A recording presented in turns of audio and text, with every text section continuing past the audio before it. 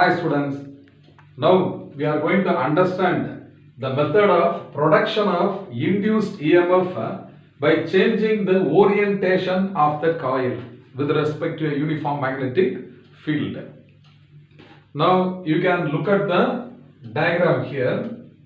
This middle one you see first. This is a rectangular coil, okay?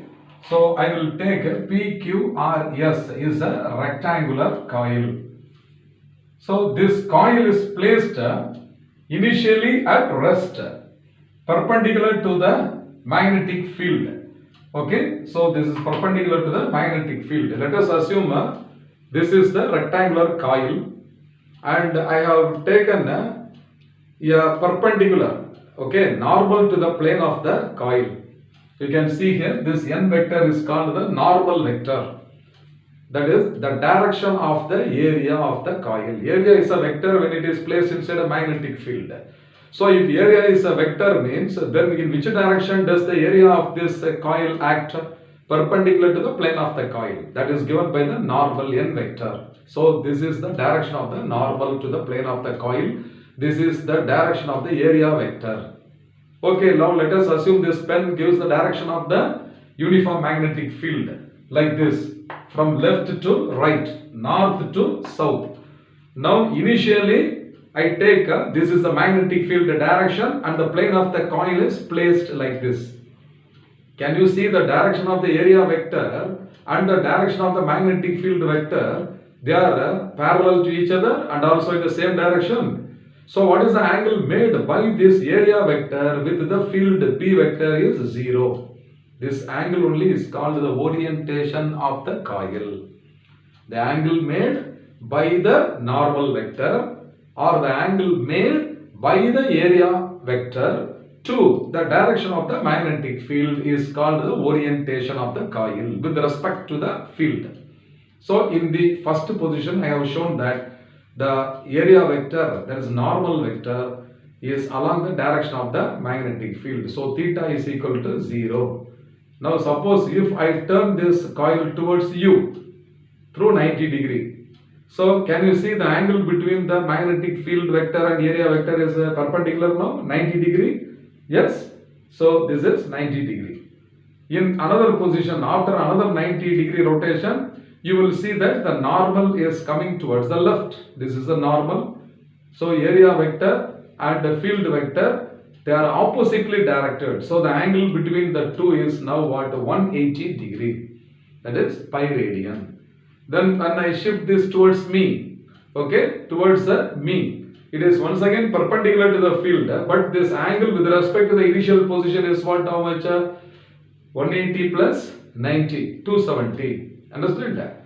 So like that, again after one complete rotation, the coil comes back to its initial position.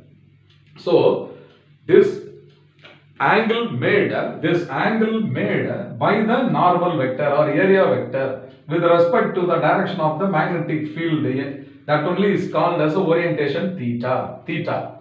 For that, what we have to do? We have to rotate the coil with a constant angular velocity. The angle subtended per unit time must be constant.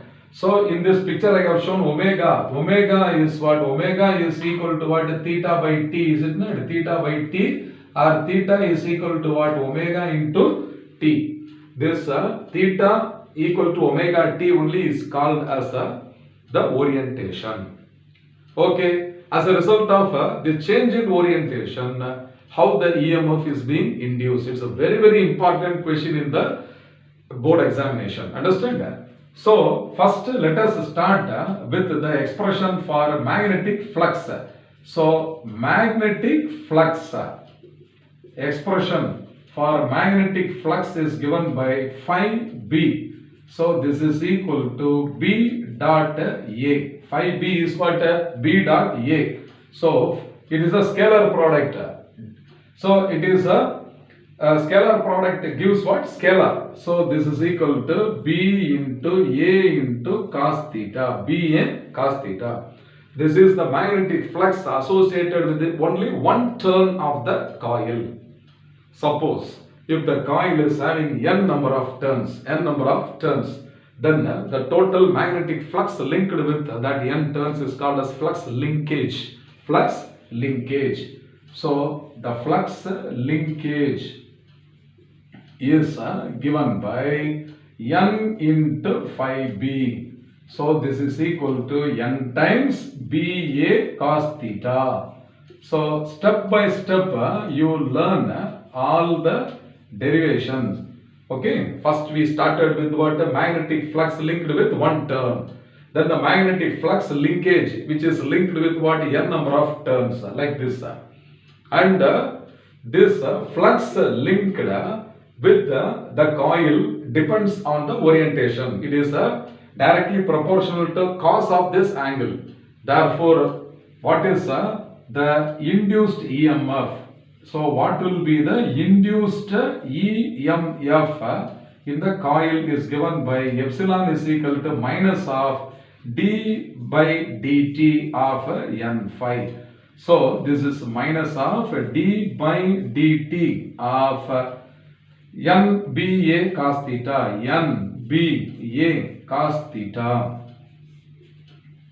Look at the bracket now. N stands for the number of turns in the coil, that is now constant. B is uniform magnetic field, which is also a constant, and the rectangular area of the coil, area PQRS, is also kept constant. So I can take them out of the differentiation. So this is now equal to minus of NBA into d by dt. So into d by dt of only cos theta. But theta is equal to omega into t, is it not? As the time changes, theta is changing. So time is a variable and omega is a constant. So instead of theta, I can write what? Omega t. So this is now equal to minus NBA into d by dt of cos theta is sin theta. So for that I have to write what? Sine of omega into t. But omega is constant, is it not? Which is a coefficient of a variable. Time is a variable. So this coefficient omega is a constant. So once again I have to multiply by the constant omega. So that this is with a negative sign. Okay, because d by dt of cos theta is minus sin theta. So minus of sin omega t into coefficient omega. Now this minus into minus will become plus. So this is now equal to n b a into constant omega. I will put it inside a bracket. Okay, into sine of omega into t. Or I can also write this epsilon is equal to the product of four constants. N into B into A into omega will be a constant, and that is denoted by another constant EM into sine of omega into t. And this is the main equation number 3. So this equation number 3 gives you the instantaneous EMF. Why it is called so? Because the EMF induced in the coil depends on the orientation. Orientation is changing, is it not? The orientation initially it was 0, then pi by 2, then pi, then 3 pi by 2, then 2 pi. So as the orientation changes, the EMF induced also will be changing. At every instant t, the EMF will be different. And that instantaneous EMF only is given by E is, or epsilon is equal to epsilon maximum EM or epsilon M into sine of omega into t. Understood that? And the corresponding current also can be written as current. Corresponding current can be written as what? I is equal to I maximum into sine of omega into t. So this also can be written as the next step. Okay, this is called as instantaneous current or the induced current. Okay, now in the first picture you can see that the normal to the plane of the coil, here in this case theta is equal to 0 degree. Understand? I told you, I showed you this, in this position P is directed okay towards my left, and normal vector is also towards my left. So in the first position, in this position, the plane of the coil is perpendicular to the field, but the normal to the plane of the coil is along the field. Isn't that? So theta equal to 0. So in the second position, it is rotating through 90 degree. So now in the second position, theta is equal to 90 degree. That is equal to what? Pi by 2. In the third picture, theta is equal to 180 degree. So this is equal to pi radian. In the third picture, theta is equal to 270 degree. That is what? 3 by 2 pi. And in the final picture, this is equal to 360 degree. That is equal to 2 pi. The fifth position will also be similar to that of the first position. Both are one and the same. So what next will happen? Now one rotation is over, isn't that? Then again during the second rotation also, in multiples of this 90 degree, the coil's orientation with respect to the field will be changing, and the EMF at every position will be different. So in the first position, case 1, in the case 1, so I will take the first case. Here E is equal to E maximum into sine 0. So this is equal to 0 because sine 0 is 0 and the EMF induced in the coil for the first position is also 0. Now in the second position, what is the value of theta? Theta is equal to 90 degree, is it not? So the induced EMF is equal to maximum EMF into sine pi by 2, that is sine 90. So sine 90 is equal to 1. Therefore, this is EM. So in the second position now, the induced EMF epsilon is equal to what? E maximum, epsilon maximum.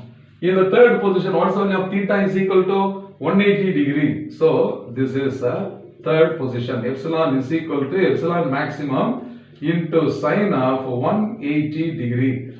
Sine 180 is also what? 0 only. So this is also 0. So in the third position also the EMF is 0.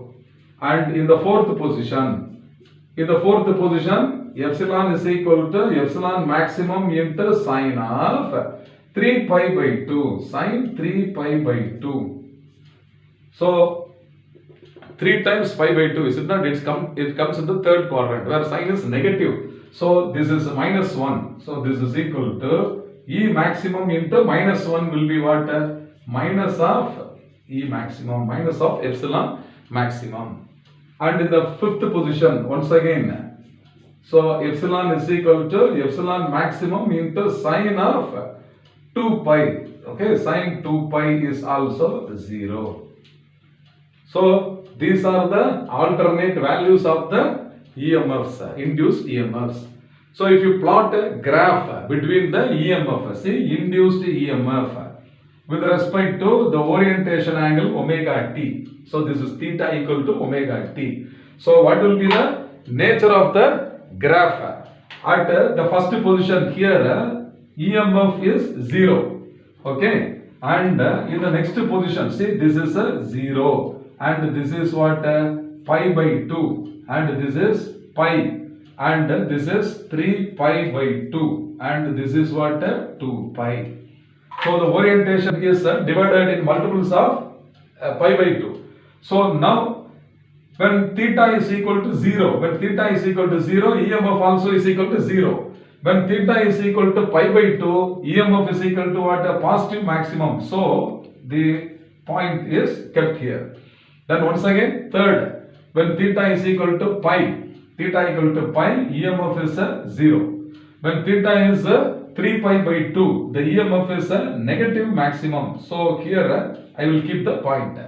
And once again, when theta is equal to 2 pi, the EMF is found to be 0. So if you join these points, the graph will be a sinusoidal wave. This wave only is called as what? A sinusoidal wave. And the corresponding EMF is given by epsilon is equal to epsilon maximum into sine of omega into t.